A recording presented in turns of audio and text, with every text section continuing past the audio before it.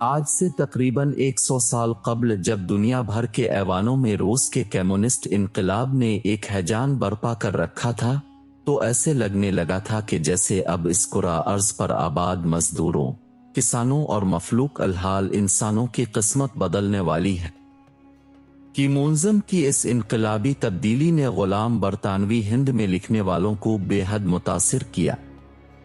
اس دور کی سب سے توانا آواز اور مسلم امہ کی نشاتی ثانیہ کے علمبردار علامہ اقبال نے بھی اشتراکیت کے مثبت پہلوؤں پر شاعری کی۔ کمیونسٹ انقلاب کے بانی لینن کو وہ چشمے تصور میں خدا کے سامنے لے گئے اور ایک بھرپور نظم لینن، خدا کے حضور تحریر کی۔ یہ نظم مکمل طور پر مغرب کے سرمایہ دارانہ سودی نظام کے خلاف لینن کی زبان میں ایک بھرپور احتجاج ہے۔ علامہ اقبال کی اس نظم کے 2 اشعار نے عالمی سودی نظام کے پورے ڈھانچے کو انتہائی آسانی سے بیان کر دیا ہے۔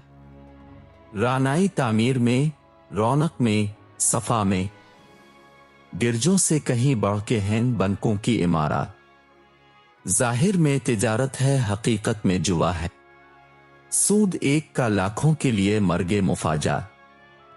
نظم کے آخر میں دنیا کے سرمایہ دارانہ نظام کی برائیاں، ظلم اور جبر و استبداد گنواتے ہوئے لینن اللہ سے یوں شکوا کنا ہوتا ہے، تو قادر و عادل ہے مگر تیرے جہاں میں ہیں تلخ بہت بندہ مزدور کے اوقات، اب ڈوبے گا سرمایہ پرستی کا سفینہ، دنیا ہے تری منتظری روز مکافات۔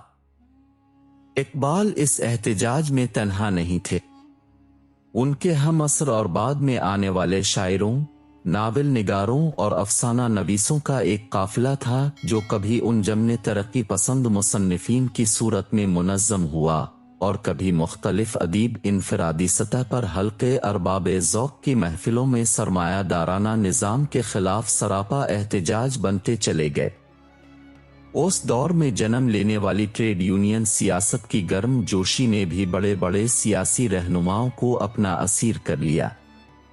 یہی وجہ ہے کہ برطانوی ہند کے اہم ترین سیاستدان خواہ وہ جواہر لال نہرو جیسا خاندانی رئیس ہو یا ابوالکلام آزاد اور مولانا حسرت موہنی جیسے مذہبی خیالات والا لیڈر، ان میں بیشتر سرمایہ داری کے مقابلے میں مزدور کی بالادستی کی بات کرتے تھے۔ کمیونسٹ پارٹی تخلیق پاکستان کی بھی مخالف تھی۔ ان کے نزدیک تو برصغیر پاک و ہند کی تقسیم اور پاکستان کی تخلیق دراصل ایک سرمایہ دارانہ سازش کا نتیجہ تھی تاکہ مزدوروں، کسانوں اور غریبوں کی مشترکہ قوت کو 2 حصوں میں تقسیم کر دیا جائے اور سرمایہ داروں کے خلاف ان کی توانائیوں کو اکٹھا نہ ہونے دیا جائے۔ قیام پاکستان کے آغاز میں ہی اقتدار کی تنابیں ایسے سیاست دانوں کے ہاتھ میں آ گئیں جو اپنے مخصوص حلقوں سے جیت کر آئے تھے۔ یہ بڑے بڑے زمیندار تھے، اس لیے انقلاب دشمن بھی تھے۔ یہی وجہ ہے کہ کمیونسٹ پارٹی اور انجمن ترقی پسند مصنفین دونوں پاکستان میں شروع دن سے زیر عتاب ہی رہیں۔ ایک زرعی معاشرہ ہونے کی وجہ سے پاکستان میں کھیتوں میں کام کرنے والا ہاری اور مزارع پورے ملک میں منتشر تھا۔ کسانوں کو کسی ایسے نعرے پر اکٹھا کرنا بہت مشکل تھا کیونکہ وہ دیہی زندگی کے معمولات میں الجھے ہوئے ہوتے ہیں اور مطمئن بھی۔ لیکن جیسے ہی پہلے 30 سالوں میں پاکستان میں بیش بہا صنعتیں لگیں اور صنعتی ترقی نے اپنے پیر پھیلائے تو اس کے نتیجے میں مزدور دیہات سے شہروں میں آ کر ملوں کی چھتری تلے جمع ہونے لگے، جس سے ٹریڈ یونین سیاست نے ایک ڈم عروج پکڑا۔ ایوب خان کے خلاف چلنے والی تحریک کا ایک اہم نعرہ یہ بھی تھا کہ اس ملک پر 22 خاندانوں کا قبضہ ہے۔ یہ نعرہ اس قدر مقبول تھا کہ ذوالفقار علی بھٹو جیسا بڑا زمیندار، جس کی پارٹی میں مصطفیٰ جتوئی، طالب المول اور مصطفیٰ کھر جیسے لاتعداد بڑے بڑے زمیندار تھے، اس نے بھی ووٹ کی سیاست اور عوامی مقبولیت کے لیے سرمایہ داری کے خلاف پارٹی پوزیشن اس حد تک لی کہ پیپلز پارٹی کے منشور کے 4 بنیادی نکات میں سے تیسرا نقطہ یہ تھا کہ سوشلزم ہماری معیشت ہے۔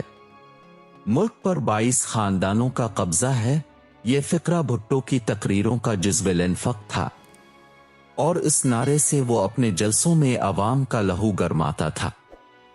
आज निस्फ सदी गुजरने के बाद अब इन 22 खानदानों का दायरे असर बढ़कर इस मुल्क की 1% आबादी तक फैल चुका है।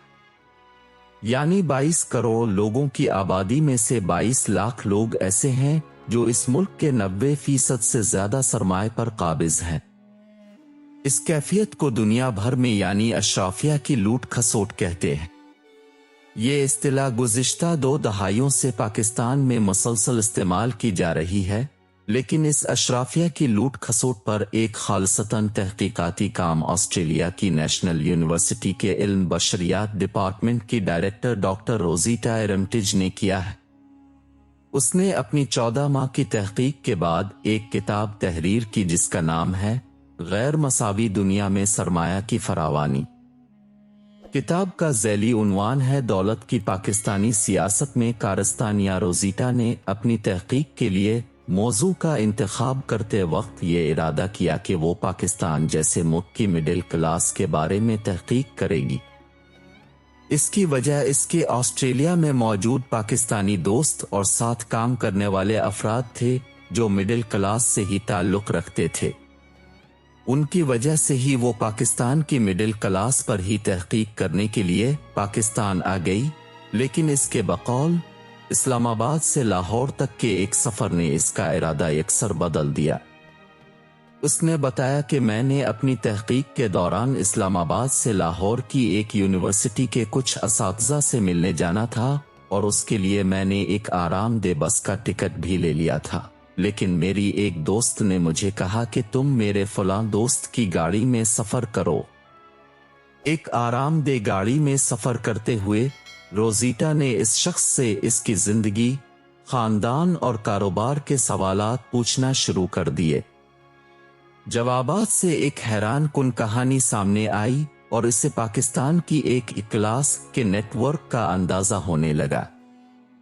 इस शख्स का खानदान सिगरेट बनाने के कारोबार से मुंसलिक था और उसके खानदान के अफराद, अंकल, कजिन और दीगर अफराद का एक बहुत बड़ा नेटवर्क था जो चीन के साथ भी तिजारत करते थे और इस दौरान वो मुख्तलिफ मराहिल से गुजरते थे। यहाँ तक उसने ये भी बताया कि हमसे पहले कुछ अरसा पहले कितनी बड़ी रिश्वत मांगी गई थी। रोजीटा बताती है कि इस गुफ्तगू से इसे अंदाजा हुआ कि पाकिस्तान में अशराफिया और सरमायादारों का एक बहुत बड़ा नेटवर्क है जो मुल्क की सियासत, कारोबार और मईशत पर छाया हुआ है और इस तबके पर उसे तहकीक करनी चाहिए। उसके चंद दिन बाद ही वो एक बहुत बड़े सनतकार, इसके भाई, कजिन, उनके एक उसी खानदानी दोस्त के साथ बैठी थी जो लाहौर के बहुत अहम सियासतदान का बेटा था। इन सब ने मिलकर रोजीटा के लिए 3 सफ़हात पर मुश्तमिल पाकिस्तान के अमीर तरीन सनतकारों, कारोबारी हजरात और ताकतवर सरमायादारों की एक फहरिस्त मुरत्तब की जिनसे उसे अपनी तहकीक का आगाज करना था। ये फहरिस्त आहिस्ता आहिस्ता तवील होती गई और 14 माह की तहकीक के बाद वो ये किताब लेकर सामने आई जिसके मुताबिक पाकिस्तान की 1% अशराफिया इस मुल्क की मईशत, हुकूमत और सियासत पर काबिज है।